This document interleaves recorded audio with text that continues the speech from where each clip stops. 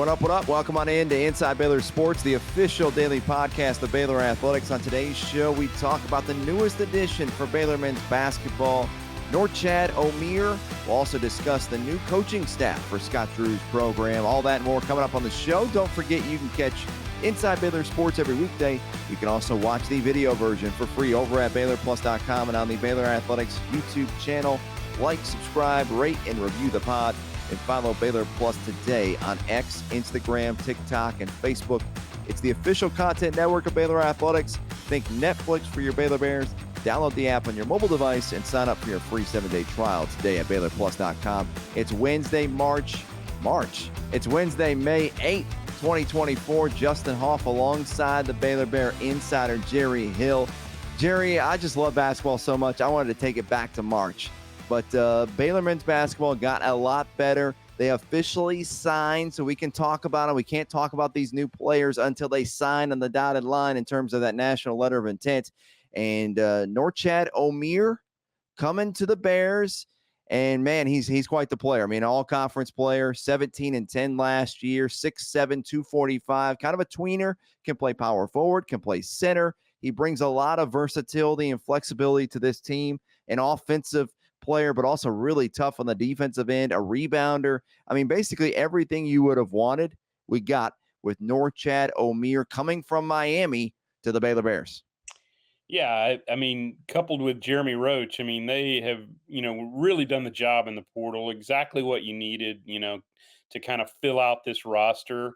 And you're right. I mean, Norchad, I mean, he's got it all. He averaged a double-double. I mean, impressive player coming from the ACC. There was talk or rumors at one point about the Big 12 poaching the ACC. Well, Baylor's poaching the ACC. We're just going to take the best players from the ACC and just bring them to Baylor. Go ahead and bring them to the Big 12. No, I like that. And the two pieces here, I just love these two paired together. Jeremy, of course, played against Norchad for a couple seasons, multiple games. You know that Jeremy had openly said that he was a recruiter, right? He was out there recruiting for Scott Drew, doing whatever he took. And so I'm sure he was a player in this. I'm sure that, he had reached out. He knows how good Norchad is because he played against them. But you think about these two guys, Jerry, these are two guys with Final Four experience. And these are two impact starters. You know exactly what you're going to get with these two. You pencil them in that starting lineup right away. And just having two guys who played in the Final Four. And, oh, by the way, both players, they're currently 22, but before they start the 24-25 season, Jerry, they'll both be 23 years old, all kinds of experience. Get old, stay old. These two bring all kinds of veteran leadership. And we've talked about that before. Typically your best teams are the older teams. That's been a proven fact. I mean, even if you go back and look at the 21 national championship team, a lot of those guys had been around 3, 4, 5 years. So this gives you that experience that, particularly with the returners, you didn't really have that. And it just clicked with me, and correct me if I'm wrong, we don't have a player left from that 21 national championship team. So these are the only guys that have Final Four experience that will be on next year's Baylor team. I mean, that was only, well, I guess technically by the end of the season, it'll be 4 years ago, but there is nobody left from that team. So this gives you that Final Four experience that you don't have, already on the roster. Yeah, you are correct, Jerry. So, yeah, you need to go get Final Four experience. But, hey, you think about starters. There's not too many teams next year that will return or will have two starters who played in Final Four games. I mean, you're talking about definitely under 10 teams. You have to think about, what teams played in it. Maybe UConn have a couple and a few else out there. But you think about Norchad. I love this piece, too. So, when you look at him, he kind of reminds me of Charles Barkley back in the day in that tweener position. Once again, he can play center, okay? At 6'7", 248 pounds, you think, 6'7", that's not that big. But he plays much bigger than what he is because of his size. He's really wide. He's really strong, has good wingspan, knows how to play down low. So he can play against the guy like Hunter Dickinson. He can go up against the guy like that. So it's very interesting, but also at the same time, he can play on the perimeter. He made 24 threes last year. So this is a guy that can, stretch the floor. He can play in that 4 spot. He can play in the 5 spot. He gives that versatility. I don't think that we've had a player quite like him in a very long time. Almost a little bit like Mark Vidal mode, but a totally different player, right? But body-wise, some similarities to Mark, but a much, much different player. And so we love Mark. Mark did all the little things intangible, as tough as they came, and the perfect glue guy. But with Norchad, you're going to get some of that stuff. What you're going to get, though, is a lot of production scoring. He didn't have the outside game, but I wonder if maybe Rico was a little bit of that too. Rico Gathers, a guy that could play multiple positions, very physical, could play particularly defensively against just about anybody. But yeah, funny that you mentioned Charles Barkley. Because I remember when he was playing, I actually covered an NCAA regional when Auburn played at Houston. And his affectionate term was the round mound of rebound. And I don't know that I would put that on Norchad, but he is a bigger guy, and like you said, he's not that tall, but he's got the size and the strength that he's going to get to the rebounds. He's going to maybe knock you down to get to the rebound. So a great addition to this team, and I when I first looked at him, just the numbers and stuff, and maybe even looked at him, I first thought Jalen Bridges, but he's different than Jalen. He's more of I think more of a true interior player. So great addition, and I think it just kind of solidifies this team. Like we've talked about, they needed a couple of pieces, to add to the puzzle, and I think they've done that with Norchad and Jeremy. Yeah, and just loving the fact they're 23 years old. He was on his recruit photo shoot on Monday. Our guys did some photos and video with him, and he's every bit of 248 pounds. I mean, it's a guy that's built. Okay, he's not built like Jerry or I. This is a dude that's really, really strong. Shredded is how I describe him. Kind of looks like Jonathan Chamwa Chachua from a couple of years ago. I mean, his arms are really defined, and this is a guy who's hit the weights. But no doubt about it, looking forward to him. And, you talk about the 5 guards, right? The guard area, we're in great shape. I mean, this is a team that, could have the ability to, if they hit their ceiling and played their best basketball and the chemistry really locked in, they could be a team that is comparable as far as guards as what we've had the last, 2, 3, 4 years. And you think about, Jaden Nunn returning, Langston Love returning, 2 guys that are veterans now, Jeremy Roach. On top of that, you get VJ Edgecombe, one of the top high school players in all of the country, Rob Wright, another guy who's a top 30 player. So that guard quartet, I would say it's 5 of them now. But that group is as good as anybody in the country. Then you put Norchad Omier. You put Josh Ojanwana, Jason Asamoah, who's also a top 50 player. And then I think there's probably 1 or 2 more spots that you can fill out, right? You think about maybe you have a center, another big guy that can get you, help you against some of these bigs like Hunter Dickinson. So maybe you got a guy that's a 6'9", 6'10" guy or above. And then the other piece would be a stretch 4, right? Someone in the mold of a Jalen Bridges.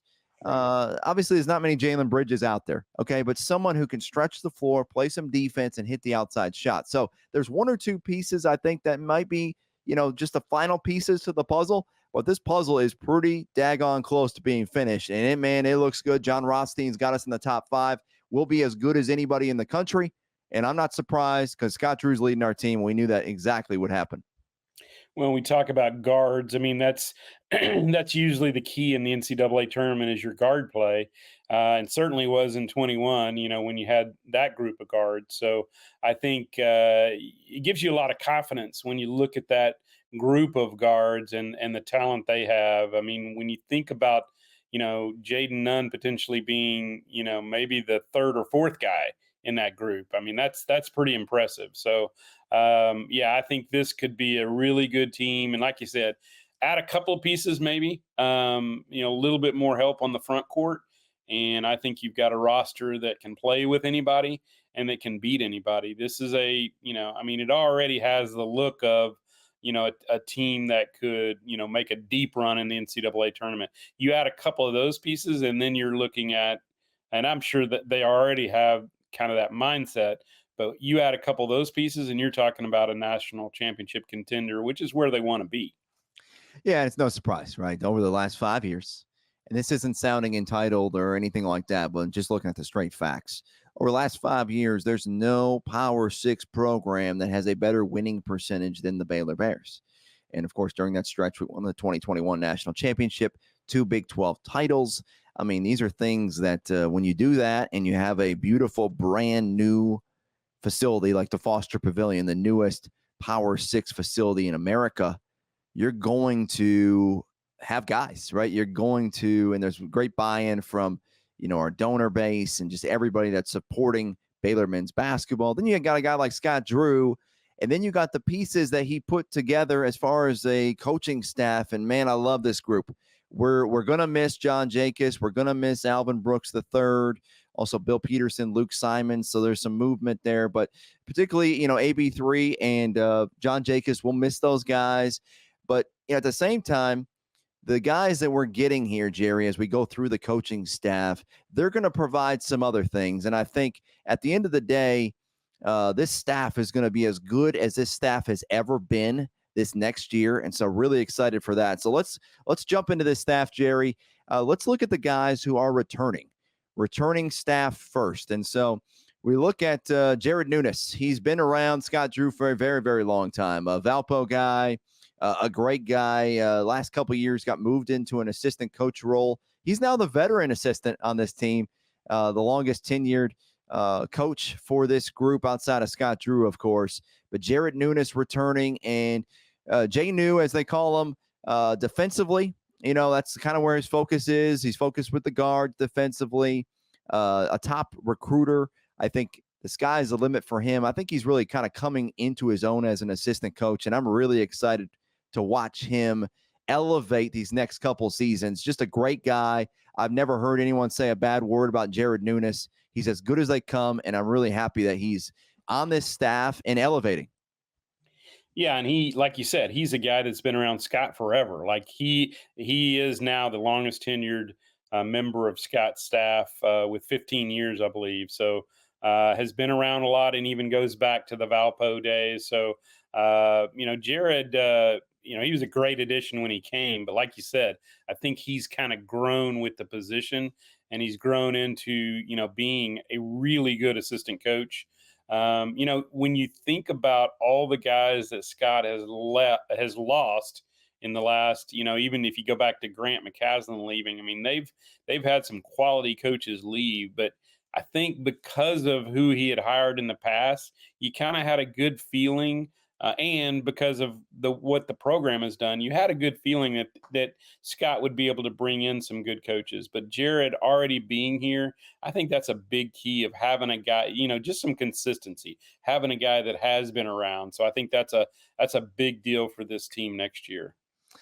Yeah, and Jeremy Roach had said that one of his keys to coming here was Jared Nunes, right? And so that's just a lot of times you'll have an assistant who connects really well with the player, and obviously Jay New being a former guard, Roach being a guard, those two really hit it off. And so really excited about Jay New staying with the staff.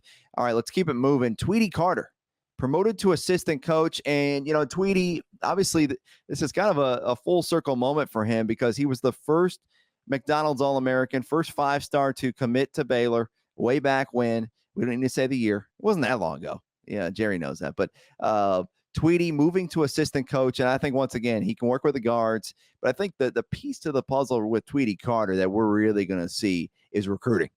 I'm anticipating him to be one of the best recruiters in all of America. I know that's high expectations for him, but I know he can handle that. I just think he's a guy that obviously from Louisiana. I think he can really connect on the recruiting trail, and I think he's going to be a guy that a stalwart for us in recruiting. And this staff, I mean, this is going to be able to recruit really, really well. But Tweety Carter moving to assistant coach. Yeah, and he's a guy that was playing just a couple of years ago. So he had a really long, not in the NBA, but had played a lot overseas and in some of the other leagues. And I think that even helps. A guy that obviously isn't that big, but he went out there and played pro basketball for like 10, 12 years. Had some success there. So I think that helps too. A guy that's been at that level where these guys want to go. And like you said, he's a younger guy, gives you that, young blood that, you really need that in a staff. You need some younger guys that can, as you said, relate to the younger players. And I think, he can definitely do that. I just look at his personality too. Maybe one of the best personality guys that Scott's ever had as a player and now on staff. I just think he's one of those great guys that just he relates to everybody. He can talk to anybody. I remember when we had him for lunch with a legend. Man, what a great job he did for that. So yeah, I think Tweety. Kudos to Scott for giving him this chance because he doesn't have a lot of coaching experience. Has been on the staff a couple of years, but to give Tweety this chance, I think that is big. And like you said, full circle moment. Program's first ever McDonald's All-American, and here he is as a coach. He's a Hall of Famer also. So yeah, just a lot of pluses. He checks a lot of boxes that I think he's going to be a really good coach. I think he, again, kind of like Jared, I think he'll grow into it. But I think he's ready for this. Yeah, and he's grinded. He had talked, I know through the years I've heard about him as far as his overseas and what it's like playing over there. It's not easy, right? You're away from family for a long time. He's a grinder, and that's the kind of guys you need to have, especially when you have to recruit some of these players, the 4s and the 5 stars and the top players of the country. You're going to have to be on the grind and work them many, many years. And so I just think from that point of view, he's going to be tremendous. We know all the scoring he did in high school basketball. But yeah, he's going to be recruiting a lot of 5 stars over the next couple of years for the Baylor men's basketball program. Jason Smith moving to general manager. Jason's great. He works with our creative team a lot, and so keeps us up to speed on all the great things in recruiting and everything that we got going on behind the scenes. But Jason, really excited for him. And also Ty Beard moving from video coordinator to director of basketball operations in the industry, more easily known as Dobo. Right. That's the term there. Easy to say. But Jason and Ty, 2 great Baylor Bears. And so really excited about these guys continuing. It's always good to see familiar faces, to know guys, to be around them, to share experiences. And these are 2 that I know really well. And so really excited about these 2. Yeah, it's funny because both of them, you go back to, they were basically managers during their undergrad time and have kind of grown from that. They were both stayed on as graduate managers, that type of thing. So to see them kind of climb that ladder, and I can tell you, or I can promise you that one of the people that's excited about one of those guys getting a promotion is our very own John Morris, who happens to be Ty's father-in-law. So he knows that not only Ty is staying, but Megan and the kids. So they're just a great family. And so is Jason and Lauren. Those are great families to have in the Baylor family. Good friends with both of them. So yeah, I love this. I love them getting a chance to do something more. And we've talked about it a little bit, but that GM role, there's not a lot of those, but that's becoming more common. And I think Jason can handle that really well. I think he'll be a perfect fit for that. So yeah. Yeah, excited about those 2. They're true Baylor Bears. And so Gabe Aubrey, he'll join the staff as video coordinator. Gabe, currently a GA with the staff. So he moves into that role. And then let's move into the 2 new assistant coaches. And so I cannot be more excited about these 2. I heard the names and just really excited about what they can do. Let's first start with Steve Henson, a former head coach at UTSA. He was the lead assistant for Lon Kruger at Oklahoma for many, many years. You got a guy here with head coaching experience at the Division I level, a former really going to work with the offense here. And I think just having his ability out there another, former head coach. I mean, you can't describe how important that is to have a guy who's been in that head seat to help you throughout the year. And so you get that with Steve Henson. Yeah, and I think the same way, with Aranda hiring Jake Spavital, I think it's always good to have those guys that have sat in your seat. They know kind of the grind of that, and I think it helps Scott having a guy with head coaching experience. So yeah, I think Steve. I think he'll be a big addition to this staff, and the fact that he was with Lon Kruger for that long, and a lot of success. He's been to the Final Four as well, so I like that addition, and like we talked about, you hate losing some of the guys that we've lost, including John Jacobs going to Florida Atlantic as the head coach, and AB going to Kentucky. But these guys, they fill those roles, and they're different. I guess they're different than the guys we lost. But man, they bring a lot of qualities. They bring, like you mentioned with Steve. I mean, he's got head coaching experience, but I like the fact too that he was with Lon Kruger as long as he was, and even in the NBA, he was with Lon. So I think the kind of experience that he has, and he did have some success at UTSA as well. So yeah, I think it's exciting. I know you're excited. I'm excited. So a great addition to Scott's staff, and like we talked about, we knew he would get some quality guys. I should never have worried, about how recruiting would go or whether we'd be able to bring in the right assistants. Scott's done that now, for over 20 years. Were you worried? I I was a little worried about recruiting just because you lose those guys, and you wonder about, who's going to fill in the void there, in the middle of, you're still looking at transfer portals and all that. And so yeah, I was a little bit worried on that end. But then when I saw these names come down, I was like, okay, yeah, I think we're going to be just fine. Okay, I was never worried. Never worried. Never worried whatsoever. Not even one. Not one bit. I knew with Scott Drew that this thing would be taken care of. I got all the trust in Scott Drew, and so yeah, you look at Steve Henson. I mean, this is a guy who played 238 games in the NBA in the 90s, and was a great college player, Kansas State. He's got Big 12 written all over him. I mean, he's been around long enough where he was first team All Big 8 back in 1989. He was the Conference USA Coach of the Year in 2018. Of course, he coached at UTSA as the head coach from 2016 to 2024, but much of his time before that was with Lon Kruger, UNLV from 2004 to 2011, and then 2011 to 2016 at Oklahoma. And of course, he did so well there, and then that's where he got the opportunity to go to UTSA. He also coached Buddy Hield, and he's an offensive guy, and so you think he kind of fits the spot of John Jacobs leaving. And then our next addition, Bill Armstrong. Really excited about him. Defensive guy. So he kind of fits the mold of AB3. And once again, you're not going to replace these guys, but kind of, where they kind of go in. And Bill, in its own right, a top recruiter, did some great things at LSU, was the former head coach at Link Academy.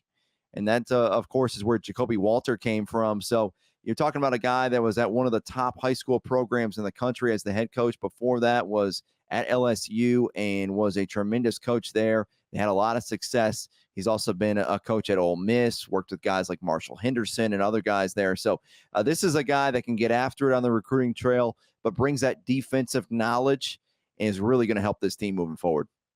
Yeah, and I know it's on a different level, but again, he's been the head coach. It was at the high school level, but he led Link. I mean, I guess maybe Jacoby led Link, but they did win a national championship there a couple of years ago. So again, has had a lot of success, and the fact that he has all that experience at LSU and different places, Ole Miss, like he's got a lot of SEC experience.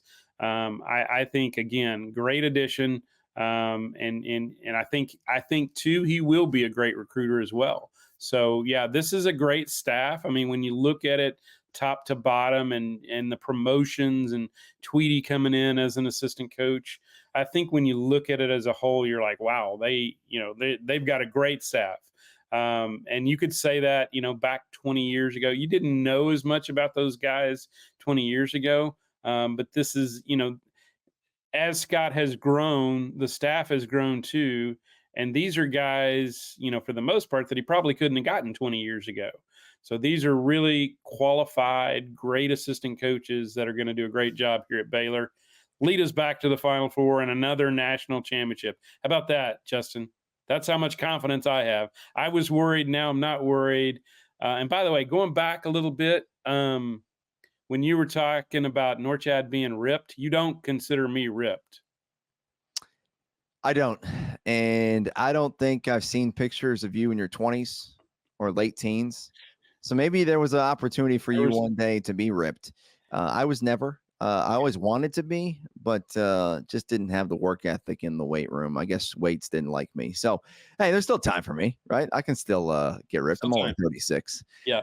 Yeah, but I'll say this about Scott Drew. I mean, obviously, we love the man. And he means so much to Baylor University. But I think one of his best characteristics, and this is not an easy characteristic, he knows there's weaknesses in his game, right? He's got strengths. He's got weaknesses, like every single one of us, like both of us. But he goes out and he hires people that support him, right? And fill those gaps in.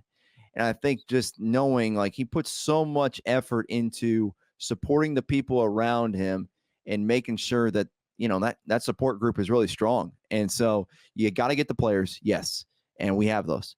But you're not going to get them without really, really good coaches on the recruiting trail. And then you got to have the coaches that can scout, break down film, work practices, and also this ability too, Jerry, where he lets his coaches coach. And why do you think coaches, they leave here and they become head coaches? Because one, we win, and two, they're qualified. And it gets around in the industry that Scott Drew lets his coaches coach. And so he's not going to micromanage them and be up and down. He's going to let them operate. And so I just think the climate, the culture is so strong that, I'm sure there was coaches trying to knock down Scott Drew's door to get to Waco. No, I agree. And that is a great point about letting his coaches coach. Because you're right. I don't think a lot of guys, not that there aren't coaches out there that are doing that as well, but the fact that he just really lets them, whether it's practice, game, whatever, he lets them coach. And if you're not getting that experience, it's not really preparing you to be a head coach. But like you said, with the tree that he's had, going back to Matt Driscoll, going to North Florida, I mean, he's got a great coaching tree going. And these are guys that you could see maybe, taking a step at some point as well. Steve Henson's already been there. So, I like, and certainly you could see Jared, being a head coach at some point. Tweety's a younger guy, but he's a guy that could develop into a head coach. So, and Scott's going to let those guys, even Tweety is a younger guy, he's going to let Tweety coach, and Tweety's going to be ready to be a head coach one day. All right, Jerry. Then our final coaching staff member, Melvin Hunt, former Baylor Bear, and of course, 20 plus years spent in the NBA, and just really excited about him, coming back to college basketball and coming back to Waco, Texas. Yeah, as far as I remember, it's like, other than, like, I think he was at Temple High School. He hadn't been, I don't think, really in the college ranks, but a lot of experience in the NBA, and excited about that. Again, that's one of those that's a place where these guys want to go, and with him having that much experience on that level, he kind of knows how to help get them there. Kind of similar to Nikki Collin coming on the women's side. I mean, she was a WNBA head coach. She knows what it takes to get there. And I think Melvin's kind of that same way, on the men's side, is he's got so much NBA experience. Excited to have him here, and just, a former Bear, played here late 80s, early 90s. I think he was here same time as Dennis Lindsay, or around that same time. So, kind of a neat ad. I mean, now you've got, two of your former Baylor players that are assistant coaches on Drew's staff. That's real. And he goes way back, I mean, whereas Tweety actually played for Scott, Melvin was well before Scott even got here, but, kind of a blast from the past, and great to have him back at Baylor. Yeah, of course. Melvin Hunt, 87 to 91, and led his team to both the NCAA and NIT tournament. during that stretch. He had a brief stint at Incarnate Word after his work at Temple High School, but then he went off to the NBA, Houston Rockets as a scout and assistant coach, then went to the LA Lakers, then Cleveland Cavaliers, then Denver Nuggets in the 20 teens, and actually spent some time as an interim head coach with the Nuggets in the 2015 season.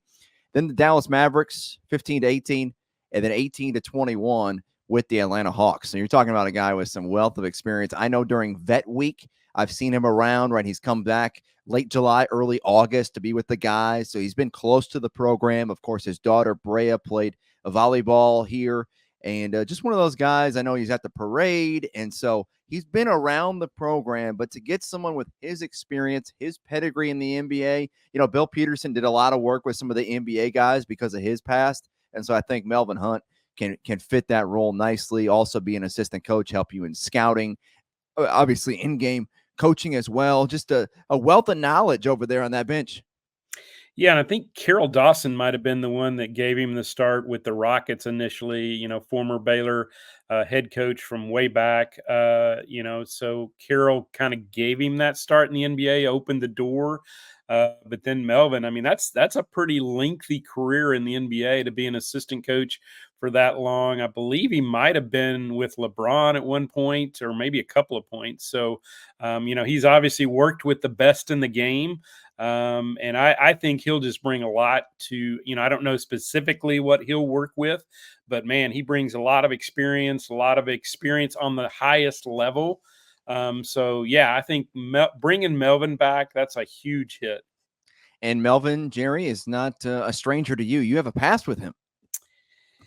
Yeah, I do. Not a proud moment for Jerry Hill, but I was playing in a church league basketball game, and Melvin was refereeing, and it wasn't Melvin, but his buddy, the other guy that was reffing the game, actually teed me up for. I think I disputed a call, or kind of barked at him or something from the sidelines, and teed me up. So yeah, that's the background I have with Melvin Hunt. I'm sure he'll remember that one moment back in the day, and I believe it was at what is now the center at Columbus Avenue. But that's where we were playing. Was there, and I got teed up. Rightfully so. You should have got ejected. Okay, I would have ejected you, and this was, of course, when you were ripped. You had some guns back then. No, I did not. Oh, okay. I remember specifically what I, was teed up for, because I had been called for traveling on one of those I was actually shooting a 3, and he called me for traveling. And then I saw their guy do exactly the same thing, and they didn't. And that was when I, barked a little bit and got teed up. So that was back in my angry days. I definitely had a little bit of a temper back then. I think some of my cohorts would tell you that. So I've softened, I've mellowed a lot through the years, but I was very competitive, but I definitely had a little bit of a temper on me. Have you mellowed? I felt, I feel it occasionally, just a little bit irritation from you. Right. But I think that's good. I need to feel some of that. Let the record be known. What did you say? I literally why wasn't that traveling? Because no, there wasn't any bad words or anything. I mean, I'm in a church league basketball game, but I was like, why wasn't that called? I did exactly the same thing. Why wasn't that called? Teed me up, didn't throw me out of the game, thankfully. So I did get to stay on the bench, and that's usually where I was anyway. I was kind of on the bench more than actually playing. That's good coaching right there. That's what that is, Jerry. Good coaching from whoever had to do that. So, hey, always enjoy talking with Jerry Hill. And, man, this staff, though, Jerry, really, as we finish it all off with the podcast here, this is going to be one of the top staffs in America. I mean, it's got NBA experience. It's got 5-star All-American on it. It's got one of the rising coaches, on this staff, and 2 veterans that have been in the game, a Big 12 assistant and also an SEC assistant. This is as good as anybody in the country. Yeah, and I like kind of the variety of it. A lot of different experience. And you mentioned, Melvin was an interim head coach at one point. So really, you've got three guys added to the staff that have all had at least some head coaching experience. So, what a big assist for Scott, to have that kind of experience on the bench. So, when he gets that next technical, somebody will be able to step in for him, and it won't have to be me. You mean ejected? It's too soon. It's too soon. But you're saying they got options. They got options if that ever happens again. And let's hope it never happens again. I was just worried, because John Jacobs left and he was the one who took over in that game. So I was like, who's the next guy? Well, like I said, you've got a lot of guys with head coaching experience. So I'm sure one of those guys can step in and take over when Scott gets ejected for the second time ever in his career. As long as Jerry Hill is not near the bench, I'm happy. So that'll do it for today's edition of Inside Baylor Sports, a Sport and Story production. Thanks for listening. For Jerry Hill, I'm Justin Hoff. Have a great Wednesday, and Sick 'em Bears. Sick 'em Bears.